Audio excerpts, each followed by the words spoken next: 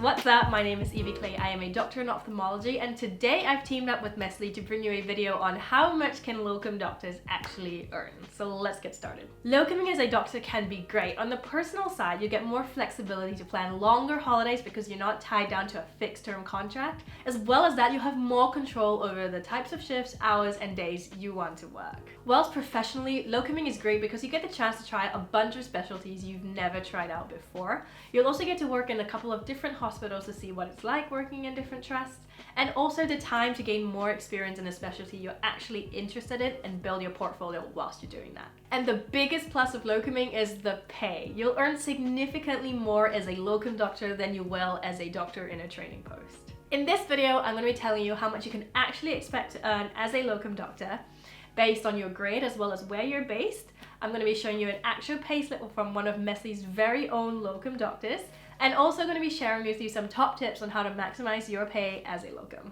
Alright, let's get into it then. So how much do locum doctors actually earn? This really depends on two main factors: your grade and where you're based, and more specifically whether you're based in Greater London or not. Here are the average hourly pays of locum doctors outside London by grade. SHOs can usually expect to earn around the £45 per hour mark, while registrars can expect to earn a little bit more based on their experience, and consultants have a lot more leeway in negotiating their pay because of how much experience they have, but the minimum they should expect is really £80.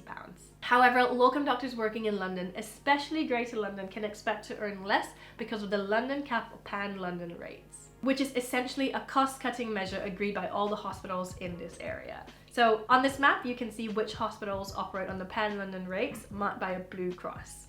These hospitals will tend to offer the following hourly pay. So SHOs would be around £36 per hour during social hours and £43 during antisocial hours. Registrars, £44 per hour for social hours and £54 for antisocial hours. And as a consultant, around £75 per hour during social hours and then £86 during antisocial hours. Occasionally, the London hourly rates do rise beyond their caps, and this is known as break glass provisions, and this happens when hospitals need to urgently recruit a doctor to fill in their gaps. However, this is more common for registrars and consultants.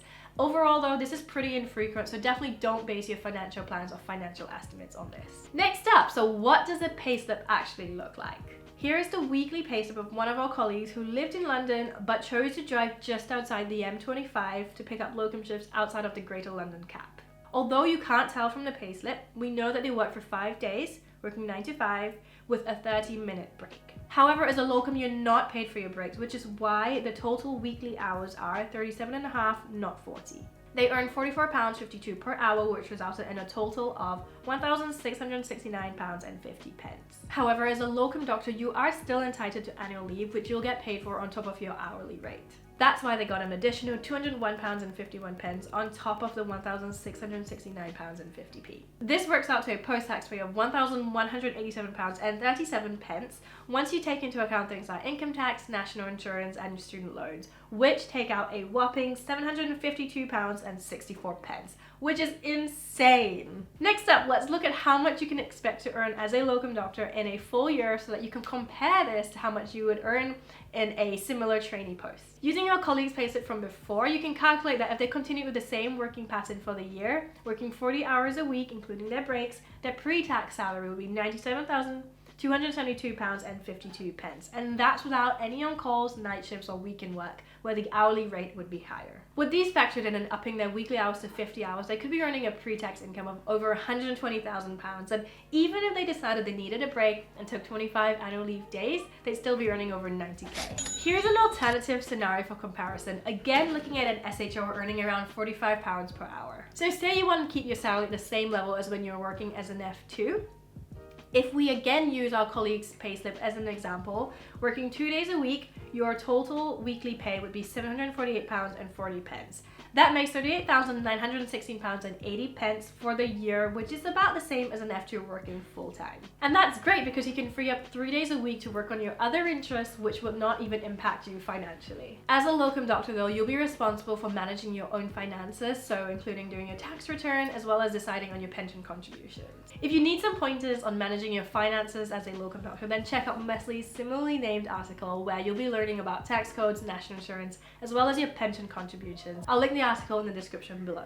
Next up, I'm going to be sharing with you 5 of Mesli's top tips to maximize your pay as a locum doctor. Tip number 1 is to be flexible. This won't be for everyone, but if you're willing to work in specialties with harder to fill shifts such as nights and weekends, then you'll be able to regularly secure higher paying shifts. Additionally, if you're willing and able to locum across a number of different specialties, then you can also pick out the specialty that's paying highest at the time, because there's often variation in the rates that these different specialties are willing to pay. Tip number 2 is to travel. Areas which are historically more difficult to staff and harder to reach will tend to pay more to attract locum doctors to come and work for them. Looking at SHOs again, rates of over £60 are common in these harder to reach places. So if you're willing to travel or potentially even move for a short period of time, then this could really potentially boost your income. Additionally, if you live in London but you can drive and are willing to drive outside the M25, then you can escape the pan-London cap. And that brings me on to tip number 3, which is to sign up to more than one bank or agency. In a nutshell, the more paths you have to finding work, the better. So you should sign up with more than one locum agency or staff bank. So we'd recommend a couple of each. This gives you wider access to shifts, so you can either fill up your week with locum work or move between roles to get higher rates. A common challenge for doctors when signing up with locum agencies is that you often don't know if they're the right one for you and if they even have the right work that you want. And that's where Mesli's app can help. If you're worried that you're missing out on better paid, more rewarding, or more convenient locums, or if you're just worried about getting started, then you should check out Mesli. It's a faster, simpler, and more transparent way to find locum work, and it has become the way that doctors find locums. Here's how it works. Firstly, you create your profile in the app and you say exactly what kind of locum work you want,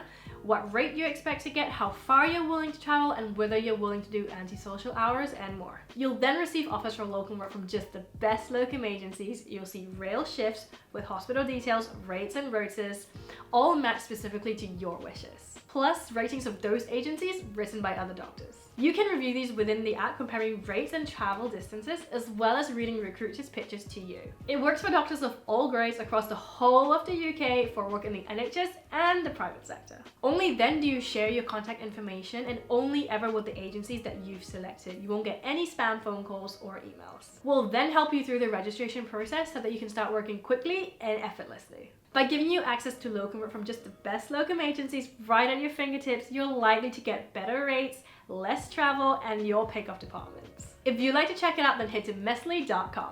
Tip number 4 is to know your worth. There's nothing more disappointing than working a shift and then finding out that a colleague in the same hospital got paid more for the exact same shift. So do your research and compare how much your friends or colleagues at the similar level to you are getting paid, so that you can make sure that you're not being paid unfairly. Once you have this information, speak to your locum agency and you can ask them to renegotiate your pay if you feel like you're getting underpaid. You can also use Mesli's app to see if there's an alternative agency who could provide you with superior rates with another locum, whilst also being able to see ratings that other doctors have given them. Finally, our last tip is to write a great CV that's tailored especially for the specialty that you're applying to. Having a CV that shows your ability to hit the ground running in your chosen specialty will make it so much more likely for the hospital to accept your CV, so that you can start picking up shifts as soon as possible. Also, if you can prove that you're competent in performing certain procedures or have the professional qualifications to take on extra responsibilities, then you'll have much more leeway in negotiating your pay. But unfortunately, as doctors, we're often under practice when it comes to this. Luckily for you though, Mesli have written a great article that will teach you how to write a great CV and tailor it to a number of different roles, and I'll link it in the description below. And that's it from me today, you guys. Remember to check out the articles that I've mentioned in the video. I've linked them in the description below. Also, there'll be an additional article listing some points. Remember to check it out before you start locuming. I hope you enjoyed the video today, you guys. Give it a like, hit subscribe, and we'll see you next time.